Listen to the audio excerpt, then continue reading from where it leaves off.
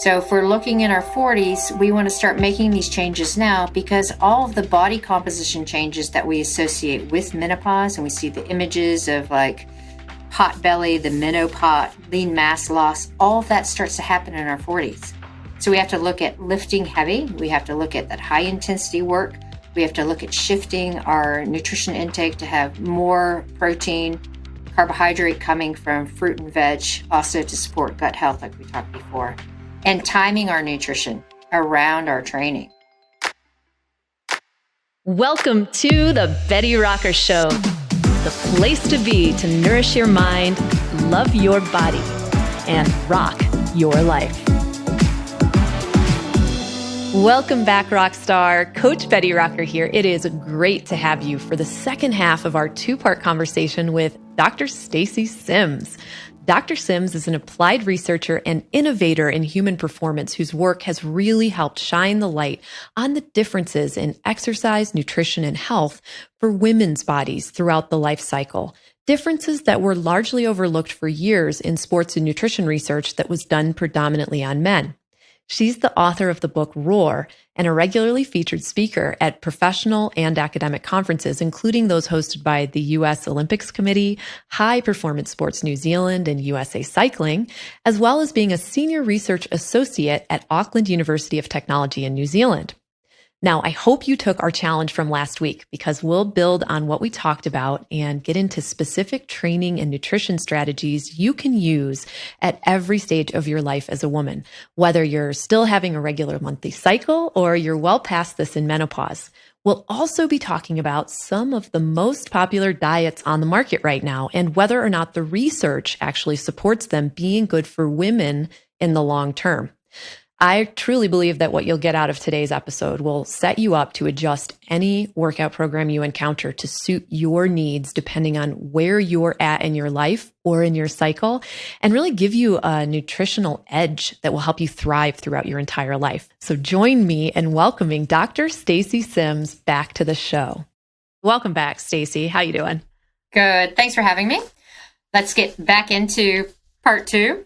Definitely. So when we left off last week, we were talking about the nutrition considerations across the course of the natural menstrual cycle. So I wanted to continue the conversation first with a few nutrition considerations for those approaching menopause and post-menopause, because we don't want to leave those ladies out of the conversation. I'll be there pretty soon, and I want to know everything I can.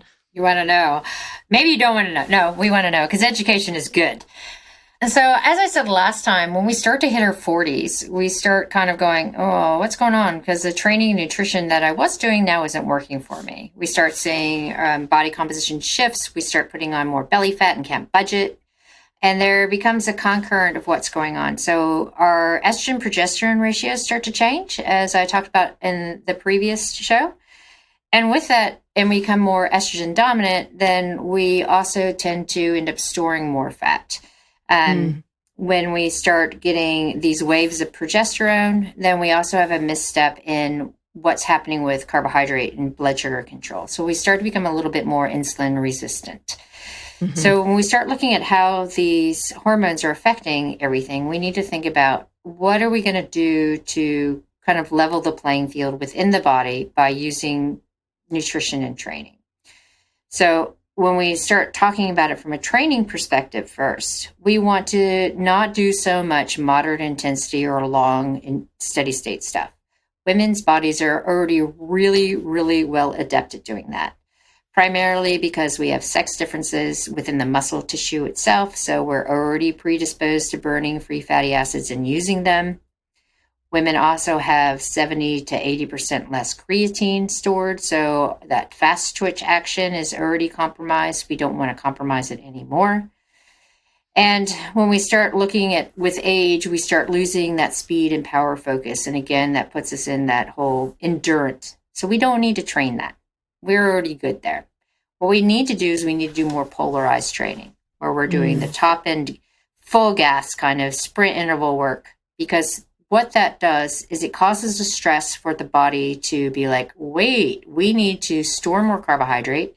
We need to be able to pull it into the muscle and the liver not necessarily with insulin or by action of progesterone, estrogen interactions. We need to just pull it in. So we have some changes within the muscle tissue that we activate more protein carrying capacity to pull that sugar across into the muscle. It's great. The other thing is with that high intensity work, then we also keep muscle integrity for fast twitch action, which we want. We want that speed. We want that power capacity. We also tend to use that high intensity to teach the body not to increase what we call visceral fat in the stomach, which is the dangerous kind of fat. So instead of putting more fat in the stomach area, then it actually goes and gets stored within the muscle, which is a good thing because then we can use it when we're exercising. When we start looking from a nutrition standpoint as well, again, we want to pull that protein intake up because when estrogen starts to fluctuate so much and we have this misstep between estrogen and progesterone, we also lose a signal at the very basal level of muscle development. We call it a satellite cell. And estrogen stimulates that satellite cell under stress to build more muscle tissue. When we don't have that signal, we need lifting, heavy lifting, we need high intensity work, and we need a good protein dose afterwards to get muscle protein synthesis, to get that signal going. So if we're looking in our 40s, we want to start making these changes now because all of the body composition changes that we associate with menopause, and we see the images of like pot belly, the menopot, and lean mass loss, all of that starts to happen in our 40s. So we have to look at lifting heavy. We have to look at that high intensity work. We have to look at shifting our nutrition intake to have more protein, carbohydrate coming from fruit and veg, also to support gut health, like we talked before, and timing our nutrition around our training. Because the other thing that often happens when we have this misstep in our training and nutrition isn't working for us is women tend to default into, oh, I must be eating too much, when in fact they're not eating enough or they're not eating to support the training stress. So we need to pull it out again, right? I just want to talk about one thing that you brought up was the lifting heavy. And I so encourage all of my listeners that it's not just about like that you're suddenly throwing around your own body weight in the gym in weights. This is something to build up to if that's the goal. When Stacy's talking about lifting heavy, it's all relative, right? It's relative to you. If you've never lifted a weight before, if you've mostly been using gravity and your own body weight doing resistance training in some of my workout programs, like I teach you the basics, the foundations of your functional fitness and all of that, good for you. Now you want to build on it by building up, adding additional resistance as you go. And you can take that journey as far as you want. You can take it all the way to the Olympic powerlifting level or not, but just we want you to be lifting stuff, using resistance to build more muscle, but it's all relative. So don't feel like you suddenly have to go out and get a barbell or you have to like get all this heavy stuff. That's great if you have access and you want to. But I remember, Stacy, you said that a lot in your course, like it's relative. We don't want to intimidate people like and want them to feel welcome to start this process of lifting. Right. So it's a phase in, like with anything. You're not going to jump into a marathon training program and run 26 miles on your first day, which people like, right? So it's that phase in. You want that functional foundation work. You want the balance. You want the core stability, because all of that builds the foundation for putting more resistance on. And you need that. And all of that also works for building muscle. People tend to be like, oh, if I'm not in the gym throwing heavy weights around, then I'm not really building muscle. But you are. You're building that functional foundation. You're building stability, postural muscles. You're working on glute activation, hamstring activation. Skills, mind-muscle connection. Exactly. So before we get to menopause, when we're trying to figure out training throughout the course of the regular menstrual cycle, that it's not just how hard can you go throughout your entire menstrual cycle. You do have phases that you can work through. And this phase of mobility, of foundations of the fitness drills, that has its place. It's just as important then. So talk us a little bit through the regular cycle when we're having like the regular menstrual cycle. What's our training phasing look like there? Yeah, we often call it cycle syncing or phase-based training. And as I've said, in the low hormone phase, this is where we can push ourselves, we can work for PRs because we recover really well. Our bodies are really attentive to stress and overcoming that stress. Around ovulation, we have one more opportunity to hit it super, super hard, where, some women, like I said, feel great 24, 36 hours before or after ovulation with that estrogen surge. And as estrogen is anabolic, then we can hit it hard, recover really well. But as estrogen and progesterone start to come up, this is where we have to look at backing it off because of those metabolic shifts and core temperature shifts, cognition, reaction time. They also change with estrogen, progesterone coming up. So about the 5 to 6 days after ovulation, we want to look at more steady state. So you're not hitting the high intensity work, you're bringing it down a little bit more, thinking about 10 or 20 minute efforts instead of your 1 minute. So it's a little bit lower intensity, but that works with your body's ability to burn more fat and excess fat and less on the fighting to hit the high intensities because your body can't do that very well. Exactly. And then the 5 to 7 days before your period starts, where we have the peak of estrogen, progesterone, a lot of systemic inflammation, a lot of changes with neurophysiology and cognition, reaction, neurotransmitters, and space-time. Like we have proprioception changes. This is a time to really what we call deload. You're working on your mobility. You're working on functional strength movements. If you're in the gym working Olympic lifts or working under the bar, this is a time to really nail that technique because your body is under a bit of stress and it's, quote, tired. So we say that the luteal phase is a tired, stressful state. But if you're working on skill development and mobility work and functional movement, when your body's in that stressed, tired state, when you get into a low hormone state, it's on fire and you've nailed that technique. So, and you've trained at the optimal time to be ready to go hit it really hard with even better skills in place, even better muscle memory in place. So you have, as a woman, this training advantage, I think, because I know you do, because you've talked about it. This is the advantage we have, ladies, when we know what our cycle is. And I hope you guys all did the challenge we gave you from last week where you tracked stuff. I'd love to hear what you noticed. But when you have the advantage of knowing where you are in your cycle, you can feel great about pushing it hard or pulling it back. Yeah. Because what Stacy and I talked about last week a lot was this sort of like mental state we get into where we're beating ourselves up for we need to do more and eat less. And that's the opposite of the approach that we want to take. And it's really not quite that simple. We want to be really nuanced with how we're approaching our training and nutrition throughout the course of our amazing, amazing cycle throughout the course of a month. And if you no longer have a cycle, you're still absolutely amazing too. And you have all these other opportunities. You just want to eat and train to the advantage that you have at that stage of your life. And you talked a little bit about in the menopausal, not to get into, we want to polarize our training at that time. And I loved this thing you talked about in the course about don't get into the gray zone, which is where you're just always sort of training. And you'll see people do like 2 workouts a day and they're so stressed out about it. They have to do all these workouts and they're never really going as hard as they could because they're never really recovered appropriately. So talk to us a little bit more about that, because that's that's the mentality we get into. Right. We think more is better.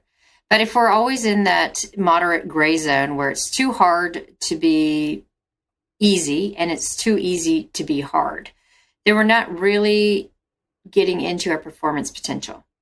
Right. So if we're looking at what happens in that moderate zone, we're increasing baseline cortisol levels because it's stressful, but it's not a super high stress where your body's like, oh, okay, now I need to clear this cortisol because we're just kind of in this, as you said, gray zone.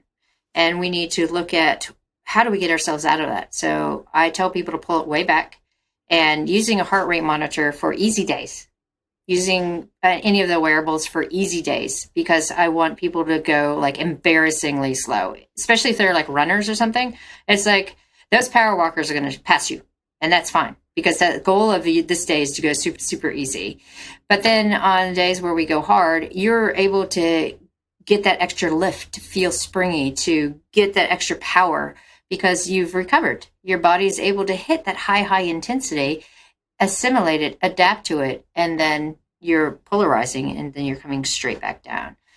if we don't do that, then we don't ever really get our adaptations that we're really looking for. And we spend so much time beating ourselves up about why we didn't hit a certain metric, or, why you're maintaining the same kind of body composition.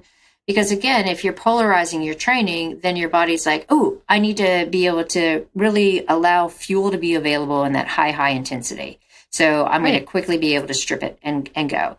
And in the low intensity, your body's like, ooh, nice, relaxed, sweet. Okay, I don't have to worry about holding on to extra body fat because I'm not in a stressful state. So it really facilitates body composition change, reduces the volume of the training that we need to do, and is so beneficial. So beneficial. And it just forces those adaptations to actually happen instead of you being in this just like constant state of you're stressed out and never fully recovered.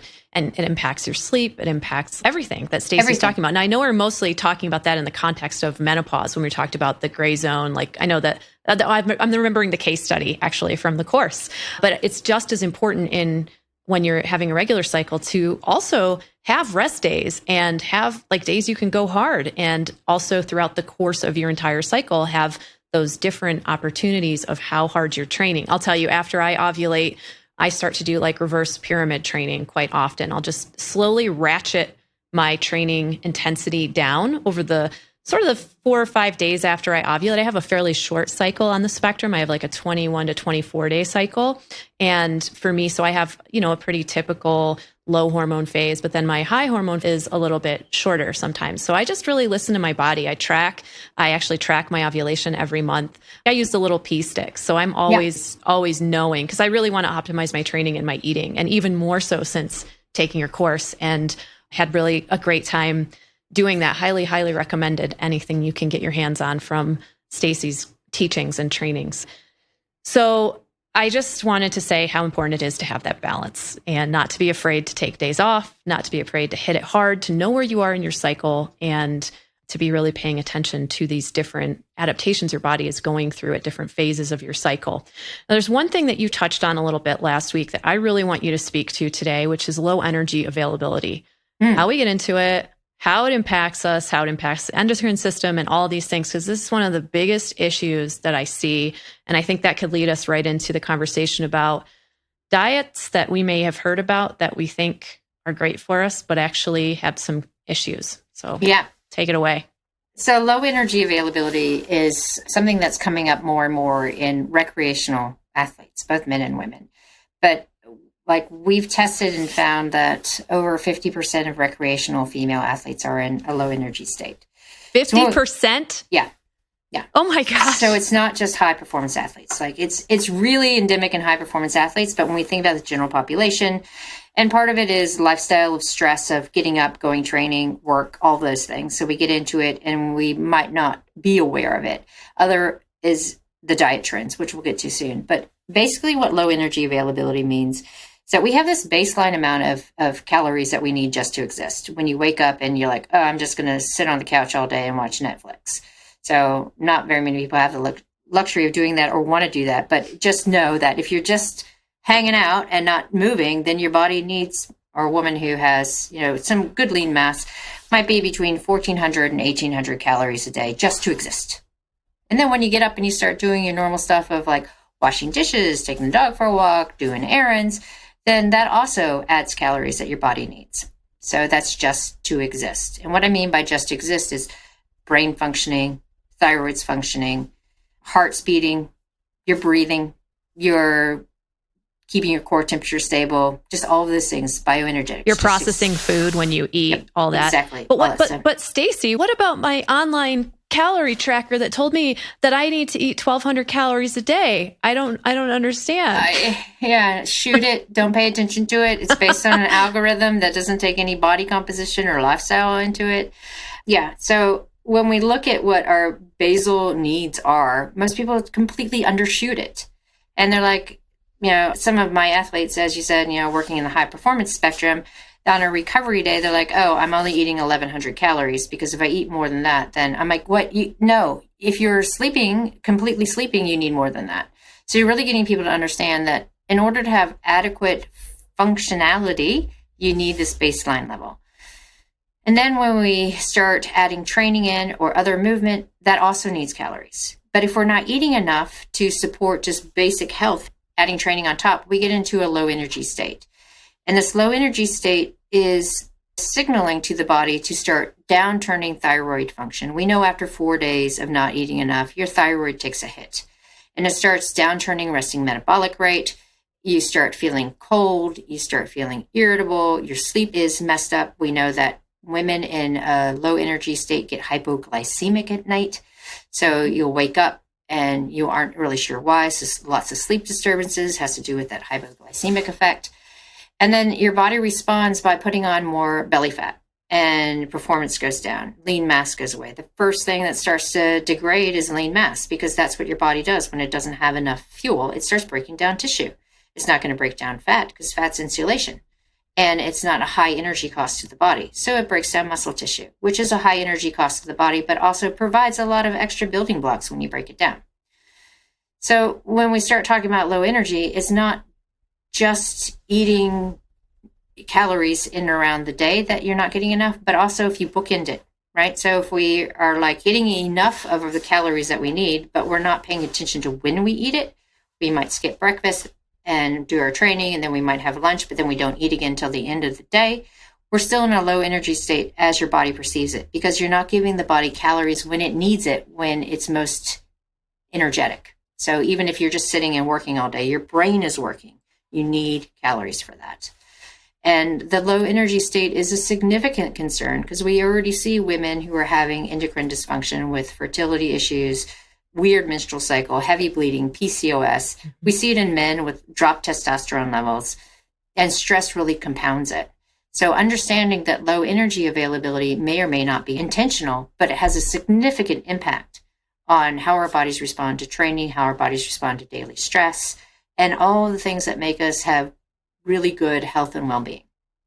Yeah. And we're talking a little bit about calories here, but yeah, calories, where they come from, the quality of the intake of your protein, carbohydrates, and fat are all going to be what is behind how those calories manifest themselves in your body and what they do. And I know you might be like, well, how many calories am I supposed to eat? I want you to just not try to focus so much on the exact number of calories, even if you're working to a body composition goal, which is to have more lean mass and less body fat, and to really focus first on your protein consumption intake, because I guarantee that if you're struggling with body composition, you are not eating adequate protein for your needs.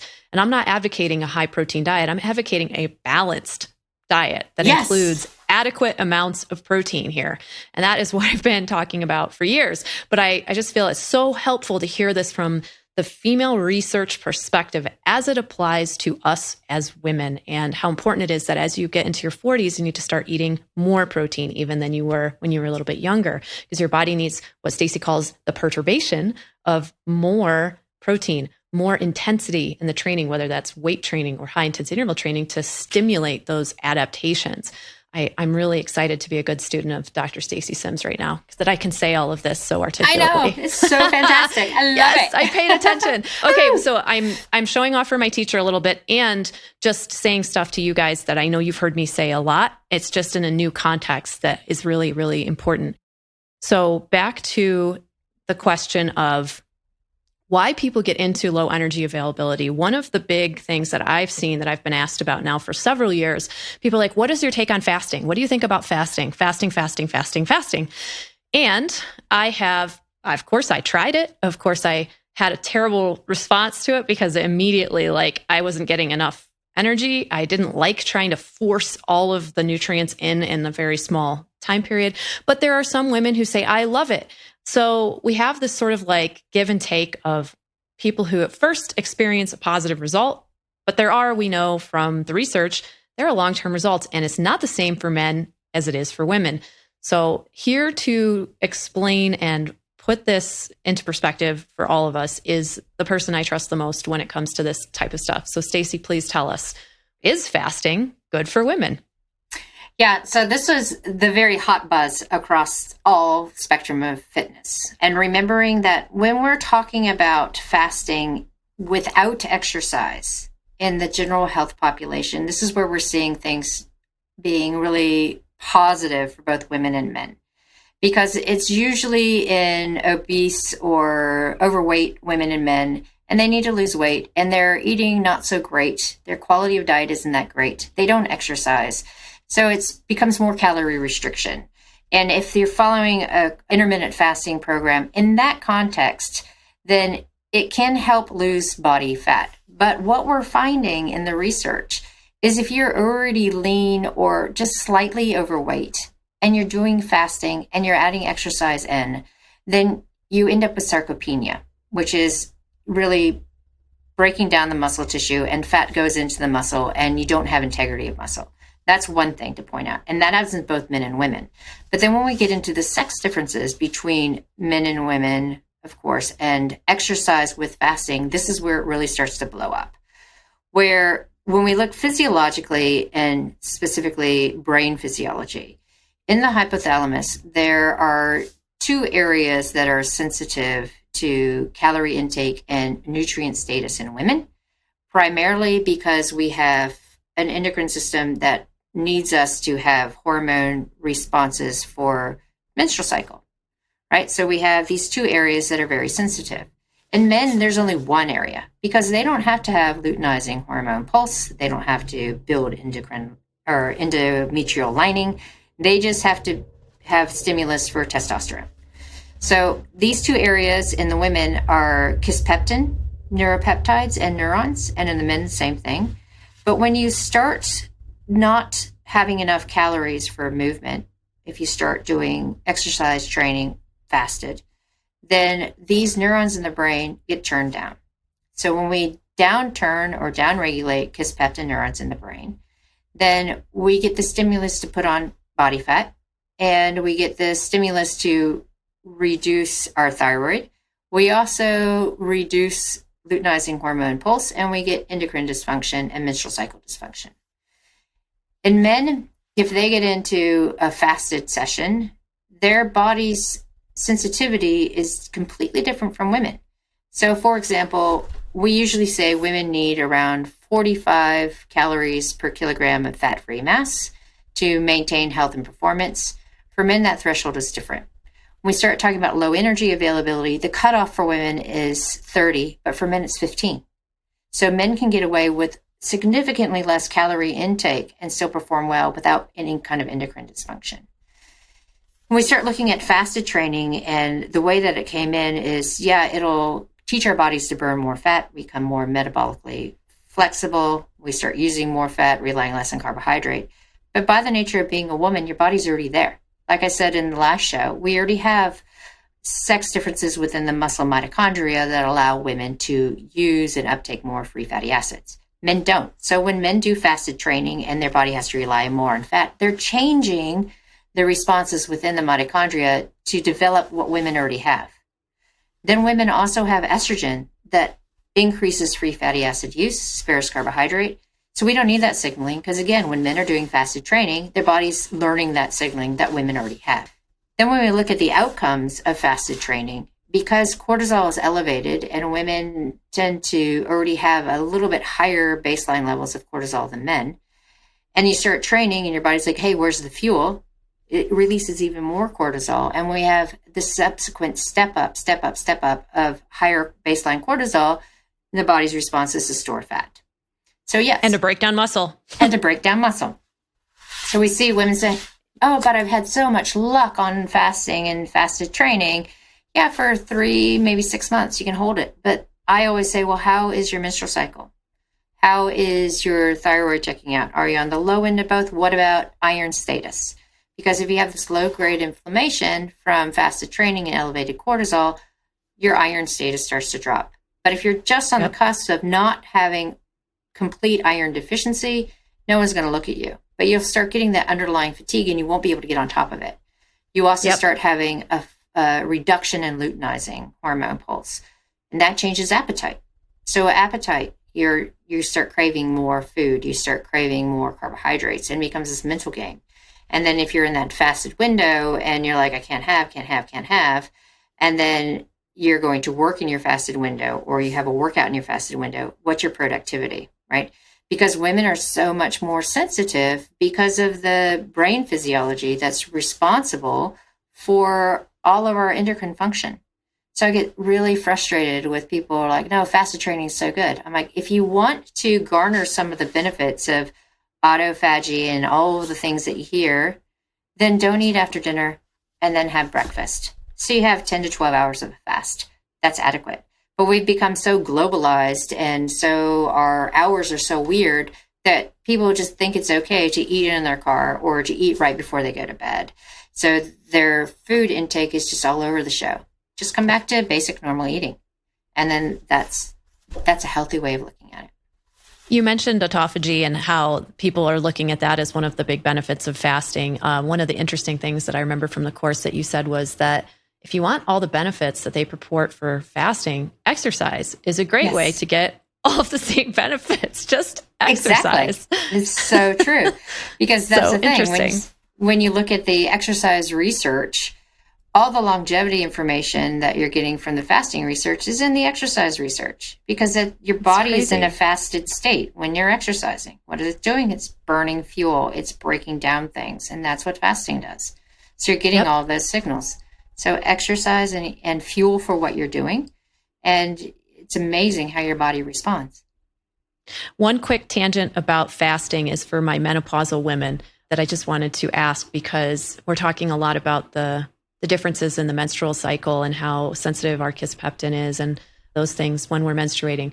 Is it different after menopause? Is it easier to do fasting after menopause? I've had that question asked of me. So should we just avoid it in general? So in early stages of menopause, so for the first few years after you've gone through the menopause transition, your body is still under a lot of inflammatory stress and elevated cortisol. We have different responses for our iron preservation. And we also still are producing a little bit of estrogen and estrone. Right. So if you're fasting, you're still putting an incredible amount of stress if you're doing fasted training, and it backlashes. Yeah. So then you end up with more visceral fat, more inflammation, more iron issues, thyroid issues. So I just really tell people, if you want to try the fasting with exercise, just do it overnight. Do the overnight, not eating before bed thing and get the benefits, and then have some fuel before you train. And if you can't eat first thing in the morning, then just have something very small, maybe a banana, and then refuel with breakfast.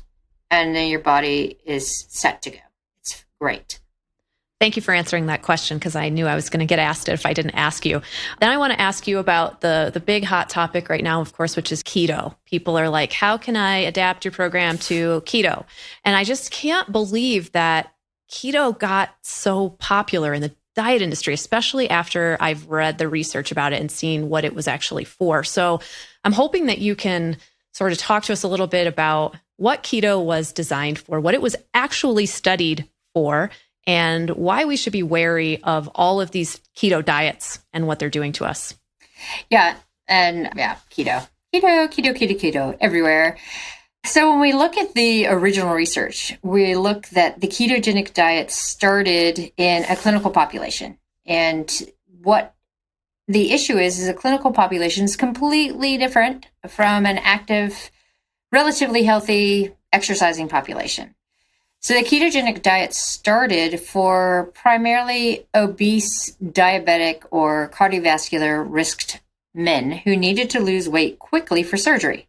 And it worked beautifully.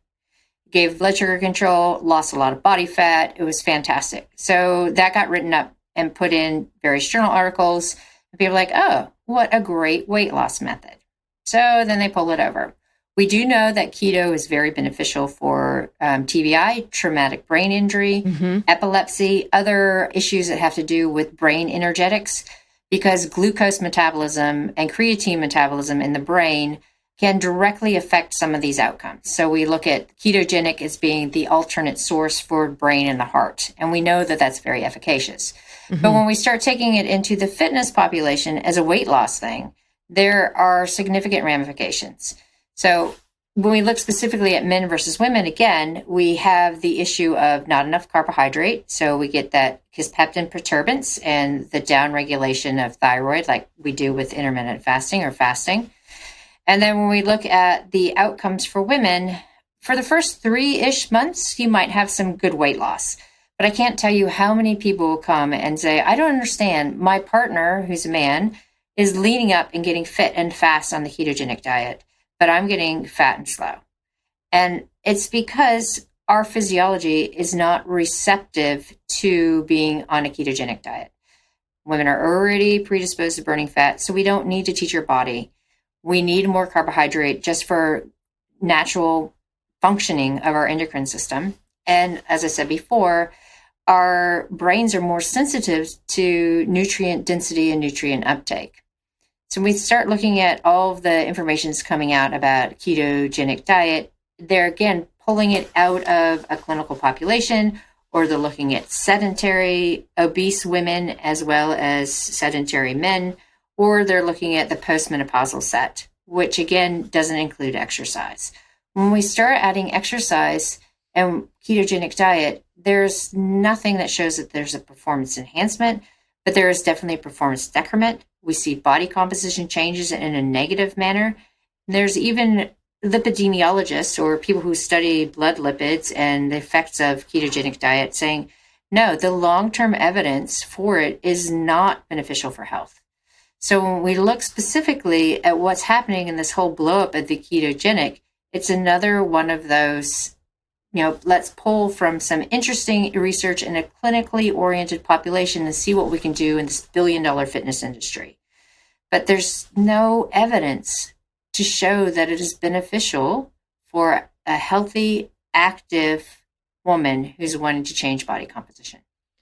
Right. We know ketosis itself is a little bit different than the ketogenic diet. Are we supposed to be in ketosis constantly? And it just doesn't work that way. It's just it's so weird. I mean, anyway, I really appreciate you breaking that down for us, because I just wanted to have it on the record that this is what is available in the scientific research currently. And there isn't evidence that says that athletic women will be benefited by using the ketogenic diet. And I am not here to tell you what diet to use. Different things work for different people at different times. And I honor your choice in however you want to eat. I just want to give you more of the facts and as it relates to your body.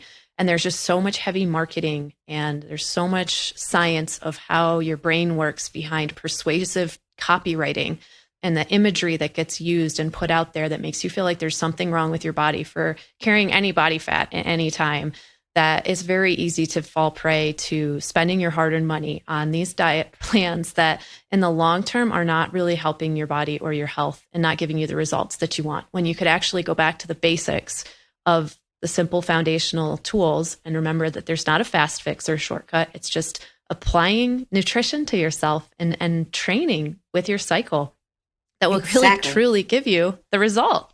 Yeah, that's the thing. That's all we want you to know. And we love you and we want you to be healthy and we want you to live a long, long time and really to be able to enjoy your quality of life in your body. I just feel like that is the most important message that I guess I want to get across, and that I felt so aligned when I came across your work and saw what you were putting out there.